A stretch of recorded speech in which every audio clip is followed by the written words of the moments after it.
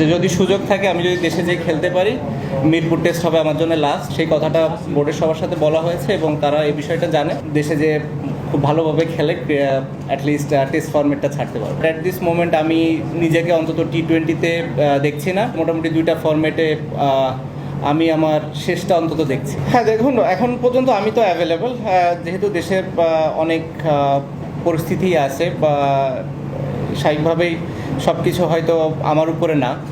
স্বাভাবিকভাবে ওই জিনিসগুলো আমি বিসিবির সাথে ডিসকাস করেছি, যে তাদেরকে বলা হয়েছে স্বাভাবিকভাবে যে আমার কি প্ল্যান, স্পেশালি টেস্ট ক্রিকেট নিয়ে।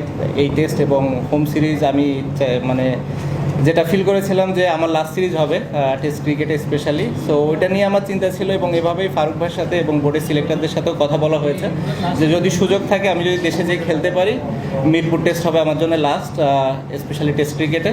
এবং সেই কথাটা বোর্ডের সবার সাথে বলা হয়েছে এবং তারা এই বিষয়টা জানে এবং তারা চেষ্টা করছে যে কীভাবে এটাকে সুন্দরভাবে অ্যারেঞ্জ করা যায় এবং যাতে করে আমি যে খেলতেও পারি এবং নিরাপদ ফিল করি। অ্যাট দি সেম টাইম যখন দেশের বাইরে আসার দরকার হবে এবং দেশের বাইরে বের হতেও যেন আমার কোনো সমস্যা না হয়, এই জিনিসটা বোর্ড খেয়াল করছে এবং যারা এই বিষয়গুলোর সাথে রিলেটেড মানুষ আছে তারাও এই বিষয়টা দেখবে এবং দেখছে বলে আমি মনে করি এবং তারা হয়তো আমাকে একটা ডিসিশন দিবে যেটার ভিত্তিতে আমি হয়তো দেশে যে খুব ভালোভাবে খেলে অ্যাটলিস্ট টেস্ট ফরম্যাটটা ছাড়তে পারবো।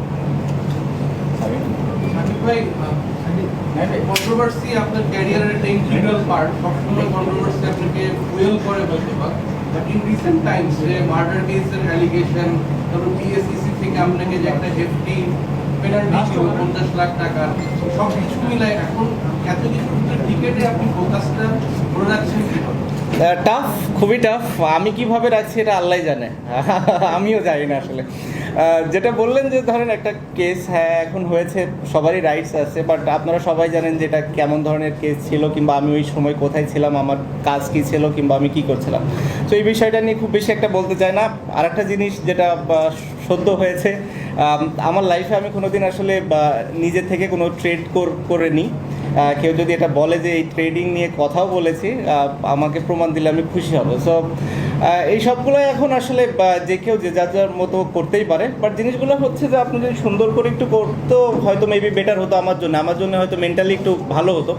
কারণ ফলস এলিগেশনগুলো আমার কাছে মনে হয় না যে এই জিনিসগুলো খুব একটা ভালো দিক বহন করে আমাদের দেশের জন্য বা বাইরে, স্পেশালি বাইরের মানুষ যখন এগুলো নিয়ে কথা বলবে আমার কাছে মনে হয় না যে জিনিসগুলো খুব বেশি একটা অ্যাপ্রোপ্রিয়েট হবে। কারণ আমি যেটা ফিল করেছি, প্রথমটা তো আপনাকে বললামই, আর দ্বিতীয়টা যেটা মানে আমার লাইফে যখন আমি কোনো ট্রেডই করিনি নিজ থেকে, সো স্বাভাবিকভাবে আমার ভুল করার কিংবা ওটার সাথে যে ধরনের ওয়ার্ডগুলো ইউজ করা হয়েছে সেগুলো আসলে কতটা অ্যাপ্রোপ্রিয়েট সেটাও আমার জন্য একটু দুঃখজনক।